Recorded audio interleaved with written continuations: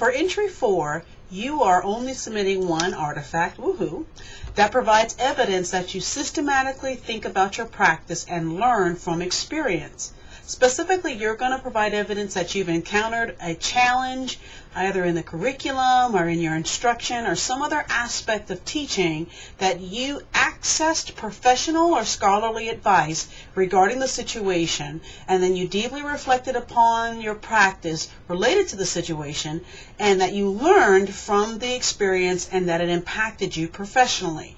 So you're going to answer questions about this. For entry 4, most students submit their curriculum paper that they did as a group in ECED 6271, often taught by Dr. Rosalind Duplichin.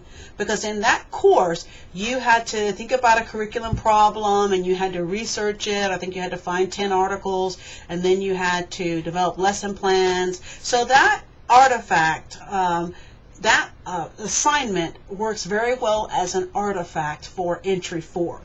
However, I have found students that had a difficulty in their school or in some other setting, and they access scholarly advice. So, for example, professional advice rather. So, for example, they had an ELL student, and that person had a lot of difficulty getting the most out of that student or helping that student learn at their optimal ability. So that person might have went to the ELL teacher. They might have went to a conference, or they might have done something else, and then they use that information to modify their teaching in relationship to the ELL student, and they wrote about that. So everyone doesn't always use the curriculum paper from ECED 6271, but that's a great paper to use, and it's a ready-made artifact that you already have. But you certainly are open to think about any situation where you have encountered a problem and you have accessed professional or scholarly advice.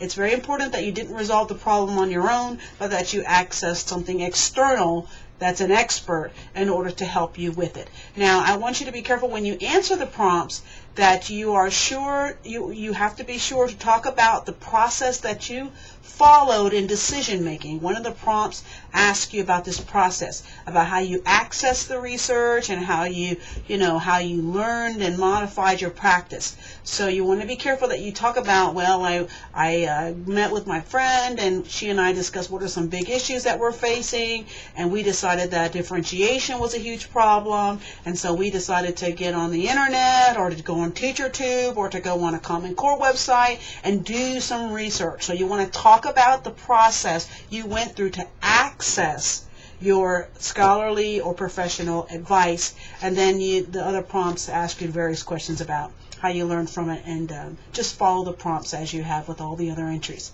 Okay, this is entry 4, and I hope this has been helpful.